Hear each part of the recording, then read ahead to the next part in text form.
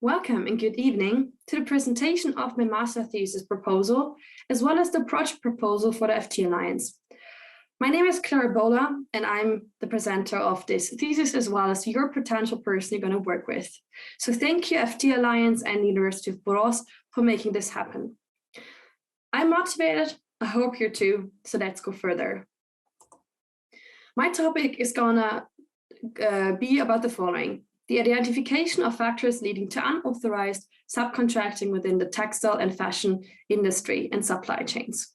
I want to do a comparative study on fashion brands and textile suppliers. But let me quickly give you an overview.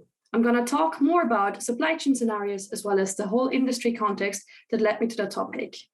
I'm also going to introduce myself a bit further that you know with who you're going to work with. After that, I'm going to tell you something about the motivation, aim of proposed research, as well as the lack of academic research, which has led me into this direction. Also, the main activities and expected time frame, which I can expect as well as you can expect within this project. In the end, you can also see the reference list for the ones that are interested to see the sources of my presentation. Yes, so let's start. We have a supply chain scenario, which was the building collapse in Dhaka, Bangladesh in 2013. More than 1,000 people have died. Different brands such as Prada and Gucci, as well as Primark, have been sourcing from this supplier, from this building. However, they claim it was unauthorized subcontracting, which would have not been possible to be detected. The second big scenario we're having is the forced labor issue on the Muslim minority group Uyghur in Xinjiang during cotton productions. This is at the tier 5 level, and as well at this point also company claimed it was not visible, as well as subcontracting happening, which could have not been prevented. However, what we know is that China contributes to 1/5 of the worldwide cotton production, and 4/5 is coming from Xinjiang, this region. So companies, as I've said, have the claim of unauthorized subcontracting, but I had the question, but how far could it have been prevented? And this has led me to the direction of my proposal and my master thesis topic. As I said, I'm Clara Boehler, and I'm currently studying the master program Textile Value Chain Management, and I would be happy to be the person you're going to work with for the master thesis. In the fashion and textile industry, we have different levels of tiers. And here's an easy explanation of the whole tier system. So we have from tier 1 till tier 5, all the different levels of how garments get produced. As you can see here, at each tier level, there's less visibility, from like dark red until lighter versions, lighter versions, lighter versions. And as light it gets, as higher is the risk of unauthorized subcontracting to happen. In addition, we also have the situation of interconnected supply chain parties being located. So whenever a garment gets produced, we have the issue that so many parties are involved from maybe different countries. This makes it even more difficult. We also have the brand situation where they aim for a pressure on lead times, pressure on prices, as well as sustainable production requirements, and spontaneous pieces of the collection should be produced really quickly. However, textile suppliers see it as the following: price pressures that they don't like, exceeding production capabilities because they don't want to say no to a potential order, as well as the maybe existing lack of intention of sustainable requirements. In addition to that, as I've said before, we have the given issues of a lack of visibility and traceability, as well as companies' existence of ambiguity and ignorance on this topic. As you can see here, therefore, this has led me to the motivation of researching more within this area. I want to answer the following questions of how far could this have been prevented? What are the factors influencing it? How can we minimize the risk and make supply chains more visible? As well as I want to find a way how companies may act proactively on this issue of the risk of unauthorized subcontracting. My aim of proposed research is to contribute to academic research.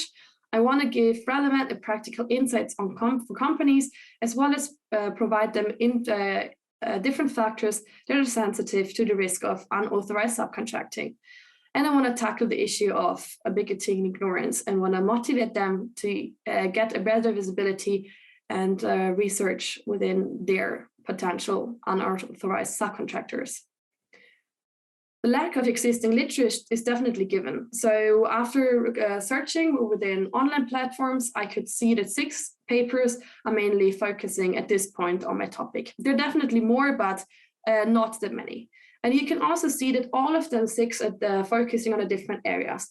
The titles of the papers have been changed a bit, that there's less text in the slide, but they go into different areas such as the effects of subcontracting on safety stocks, the issue of ambiguity and ignorance on subcontracting, the 4 myths that need to be answered on subcontracting, as well as traceability for sustainability within our industry, and the diffusion of labor standards for supplier subcontracting, and the inclusion of code of conducts and potential authorization of subcontracting.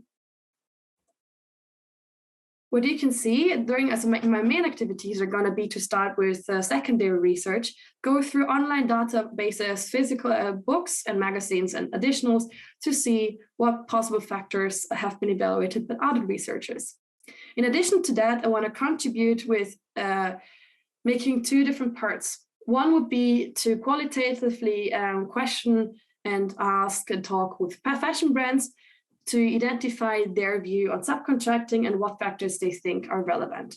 And on the other side, for suppliers, I'm going to use a quantitative research method in format of a survey, because I cannot directly ask them, are you doing unauthorized subcontracting? I want to have a reliable and validating results. So therefore, I'm going to do this anonymously with a scala where they can choose how far the factors, or which factors, how much potential they would have on unauthorized subcontracting. And therefore, I want to figure out how I want to examine the correlation of variables on subcontracting. The expected timeline is going to be like that. In January, I would be really happy to align the whole research topic and motivation from both sides. At the end of February, beginning of March, I want to be able to have my primary research done. So this means I want to set up the interviews as well as the surveys to be able to go into the field now and ask and interview different parties.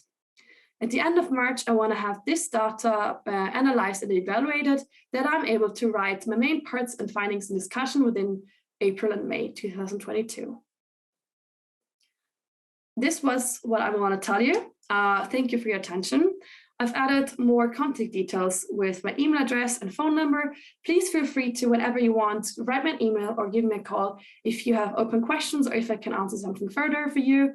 And you can also find my profile on LinkedIn in case you're interested to know a bit more about me, to know about who you can expect and what to expect. Thank you for your attention, and I wish you a lovely Christmas in case you celebrate, and have a good time.